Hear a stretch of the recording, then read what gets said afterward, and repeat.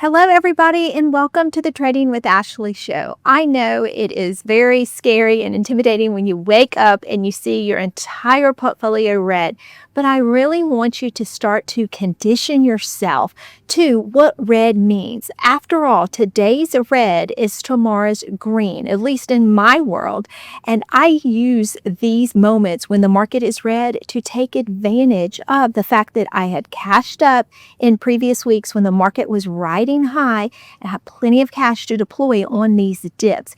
And so this is going to be a video that takes you through how to clean up your portfolio, how to take assessment of everything that's in it, and then when you actually have the red, what to do. How do you boldly go in and make some calls that could end up being green for the coming weeks?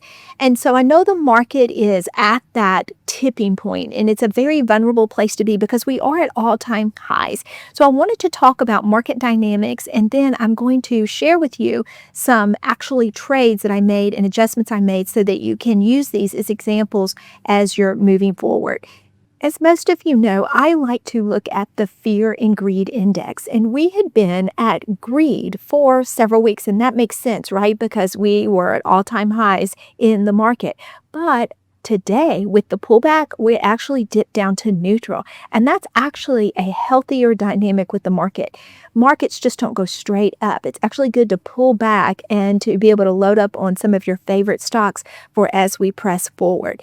When you think about what's going on right now with the government, you will start to hear, as you probably already had, fear-mongering with the government shutting down. That could be the case, but the government never stays shut down for long, and those negotiations usually get pretty intense as you get up to the deadline, and then suddenly something happens and it all works out okay. So I want you to realize if that is the news cycle and the news story, use that to your advantage to actually get some of your favorite stocks on the cheap. And if you're not sure what stocks to go for, then just go for the overall indexes. Go for skips and leaves in the SPY or the Qs, and that's an easy way to get broad exposure to the market in general, especially if we're going to be preparing for a Christmas rally.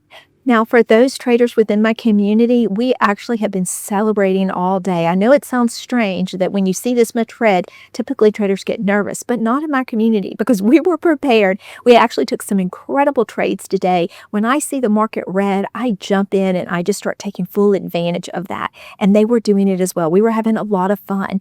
Now, for those members that joined my new trader network or the credit spread challenge, I've got really good news to share with you.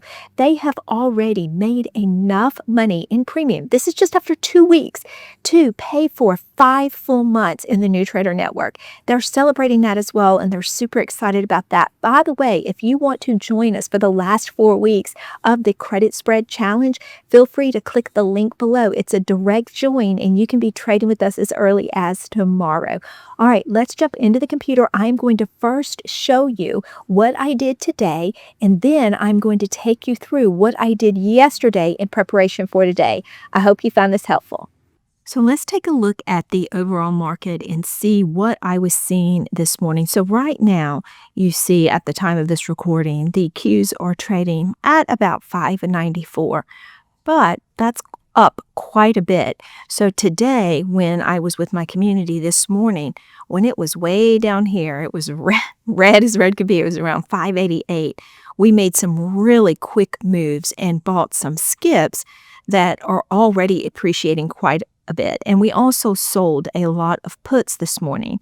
And when you have studied your stocks and you know the price that would be a fair price to get into them, you go in more boldly and that helps you make more money. So just using this example on the Qs, let's take a look at the technicals, and I'm going to show you what I was seeing, and then I'm going to show you the actual play I took.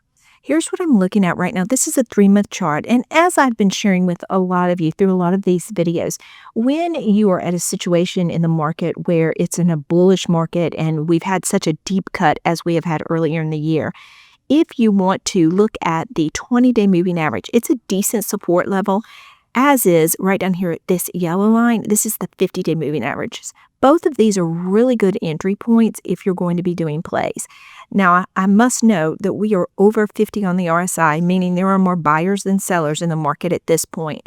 So this morning, when we came down to 588, we were really close to this 20-day moving average. So that's when I decided to go ahead and buy a skip on the Qs. It's already up quite a bit. So let me show you what play I did and how much it's appreciated in a very short time. Here's the actual play. It is the 570 call expiring in June of 2026.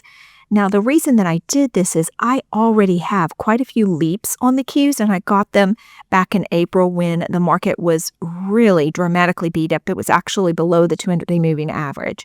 And I have been nibbling at additional leaps and skips as we have pullbacks, and that's proven to do really well for me personally. And so if you see right here, this was June 18th, 2026. This is not yet a year out. This qualifies as a skip, and I teach skips. I will leave a video at the end of this. I actually trademarked the name skip so that we would have an easy way to identify these shorter term options, not quite as long as leaps, but not so short that time decay is aggressive. I call them skips. And so let's see what happened. This morning, we are already up over 4% on a play we took really just minutes ago. So you can see my particular position is up $770. I actually bought 3 of them. They were around 63, 64 at the time that I purchased them, and now we're already up to 66. So that was a real good opportunity to grab a skip. I'm not ready to cash it in yet. I'm going to let the market do what it wants to do. I'm going to probably revisit this as we get closer to the Christmas rally to see what I want to do with it. I also sold several puts because I saw that certain stocks were coming down to support levels. So let me kind of show you what I did and how much premium I made from all of these different puts that I sold. Here are some of the plays. I got $241 for selling this Tesla put. Now, this expires tomorrow. So if Tesla comes down to $4.15 and expires tomorrow, I'll get these shares at $4.15, which I'd be happy taking them at $4.15. You really shouldn't sell puts if you're not comfortable taking ownership of the shares at that level. Going a little bit further down to some sold puts, you can see right here, I did a SoFi put. I said I'd buy it at 26, and I received a little bit over $60 for putting that money in play. It only required $2,600 in cash to actually do this play. And here you see October 10th, which is next week. I said I'd pick up more Palantir at 165.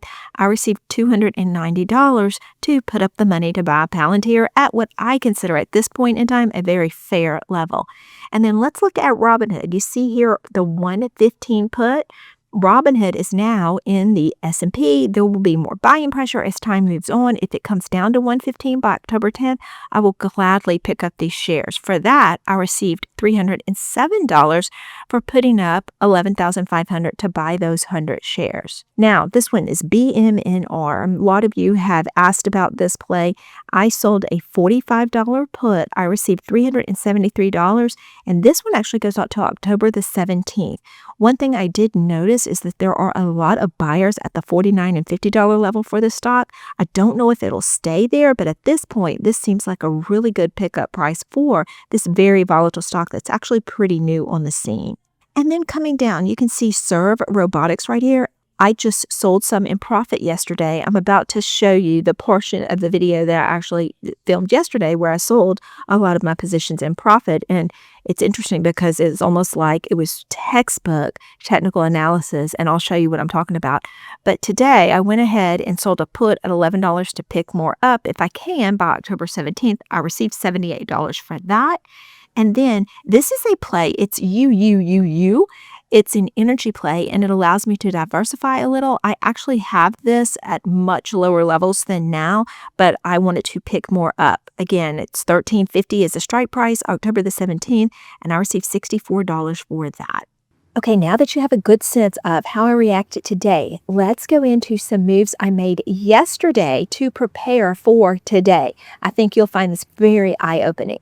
One of the first things I like to do is start going through all of my positions and determining if I think there might be a pullback on a particular stock.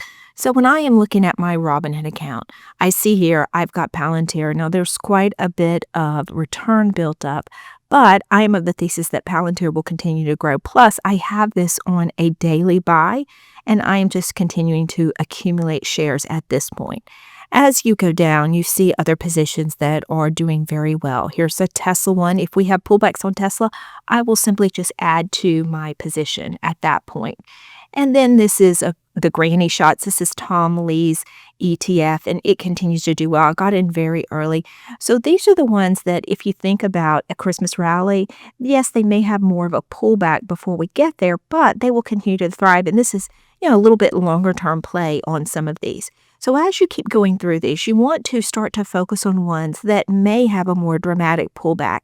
Well, my eyes go right here to Serve Robotics. I have 400 shares, and I am enjoying quite a bit of growth on this one. So let's go take a look at it and how it's performing. Let's look at the technicals and the fundamentals to see if the market comes under pressure, if this stock may pull back. If so, this one may be one to take profit on. Right now, I am looking at Serve Robotics real time, and I'm looking at the technicals. It's at 64 on the RSI. We are at the 3-month chart. It is trading at the top of its band. So this is a stock that there is a potential future with, of course. But if this becomes under pressure, the fact that we're almost at 70 on the RSI and we are trading very high, this could put pressure on the stock, and it could push it down. Maybe an additional entry might be right here at the middle of the band, or even at that 200-day moving average, which is right there around $11. Let's look at the financials and see how it's looking as far as profit. Now, as we move to the analysis tab to get a better picture of this stock, you can see that as they report earnings, they are usually red, and it looks like that their Q3 earnings for 2025 could be low as well. So that's something to consider. And then as you look at the revenue versus earnings, you can see the blue right here. They have very little revenue, and they are losing money. It looks like they lose more money each and every quarter. So all stocks at some point look like this when they get started. They are not making a profit. But ideally, as a stock matures, you want to see these bars go up with the revenue. So this is a stock that shows me it could definitely be under pressure if we have a pullback. So I have a decision to make. Do I want to go ahead and take the profit that I built up at this point, and then I can wait for a better entry if the market pulls back? I think I will. I think I'm going to go ahead and take profit. I've enjoyed quite the run on this stock, and then I will hold on just to a handful of shares so that I can keep what I call money eyes on it, and I can look at it regularly. When I click this on, you can see my averaged cost. It's $10.69. So I've done really well on this play in a short time period. So I'm going to go ahead and sell a vast majority of these shares. I have a total of 400. So I think I will go ahead and change this to shares, and I will sell 300 of these shares. That way I'll lock in profit, and then if this thing pulls back, I can add to it again. Great, the order went through. I went ahead and locked in some profit on Serve Robotics. Here we are back on today, which is Thursday, September the 25th. And just as I had shared in the yesterday's segment that I just showed you, Serve Robotics has pulled back. It's under pressure because the market's under pressure. And it's not that I can tell the future. I just watch the technicals, and I know that traditionally stocks that aren't yet profitable, when investors see the market under pressure, those are the first to be sold off. And so now we're at a much better entry point. We are approaching the middle of the Bollinger Band, and this is great because I locked in profit yesterday much higher than where we are today. So now would be a perfect day to go ahead and sell some puts and to regain these shares lower. This is how the wheel strategy works if you follow a set of rules that I have shared with you throughout many videos. After sharing all this with you, I hope for you too that red is your new favorite color and that you feel more put together for the red days. Remember, if you're with me, trading with Ashley, there is no trader left behind. Now, if you want to see how I tripled my 401k in 3 years, I'm going to leave that video for you right here.